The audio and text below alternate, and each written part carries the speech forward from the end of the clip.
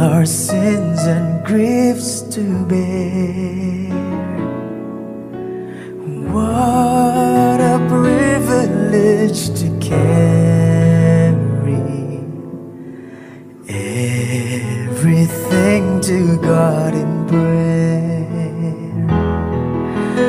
Oh, what peace we often forfeit. Oh, what needless pain we bear. All because we do not carry everything to God in prayer. Umupo si Joseph Scriven sa kanyang maliit na mesa, na may kabigatan ng puso. Ang kanyang ina na nanarihan malayo sa kanya ay nagdadalamhati at nais niyang itong bigyan ng kaaliwan gamit ang kanyang quill na may tinta. Sinimulan niyang isulat ang mga salitang, "Have we trials and temptations? Is there trouble anywhere? We should never be discouraged. Take it to the Lord in prayer." Hindi bago kay Joseph ang makaranas ng pagdadalamhati. 2 beses siyang nagnais mag-asawa at 2 beses rin nawala ang kanyang pinakamamahal na kasintahan bunga ng trahedya. Bagamat sinundan siya ng kalungkutan, kumapit siya sa isang kaibigang hindi siya binigo, si Jesus. Sa halip na lunurin ang sarili sa kalungkutan at pagdadalamhati, inialay niya ang kanyang buhay sa pagtulong sa mahihirap, may sakit, at nangangailangan, na sumasalamin sa pag-ibig ni Kristo sa lahat ng kanyang ginawa. Noong una, ang tula ni Joseph ay para lamang sa kanyang ina, ngunit sa kalaunan, natuklasan ito ng iba. Di nagtagal, ang mga iglesia sa lahat ng dako ay inaawit ang mga salita na nagdala sa kanya sa pinakamadilim na sandali ng buhay. Heavy trials and temptations, is there trouble anywhere? We should never be discouraged. Take it to the Lord in prayer.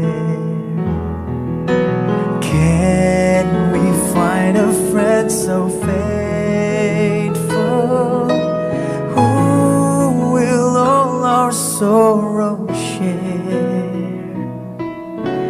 Jesus knows our every weakness. Take it to the Lord in prayer.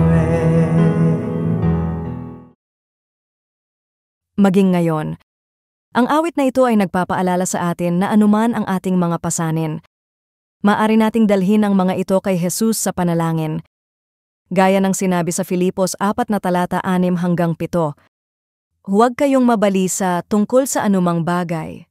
Sa halip, hingin ninyo sa Diyos ang lahat ng inyong kailangan sa pamamagitan ng panalangin may pasasalamat. At ang kapayapaan ng Diyos na hindi kayang maunawaan ng tao, ang siyang mag-iingat sa inyong puso at pag-iisip dahil sa inyong pakikipag-isa kay Kristo Jesus. Sa panahon kung saan marami ang nakikipaglaban sa kalungkutan, stress at kawalan ng katiyakan, ang himnong ito ay nangungusap sa puso. Pinapaalala nito sa atin na hindi tayo nag-iisa, laging nandyan si Jesus, nakikinig. Nagbibigay kapahingahan at pinagmumulan ng kapayapaan.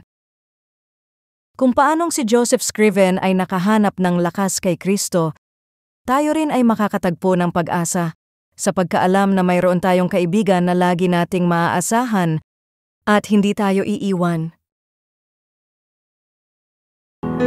Are we weak and heavy laden, covered with a load of care? Precious Savior, still our refuge. Take it to the Lord in prayer. Do your friends despise, forsake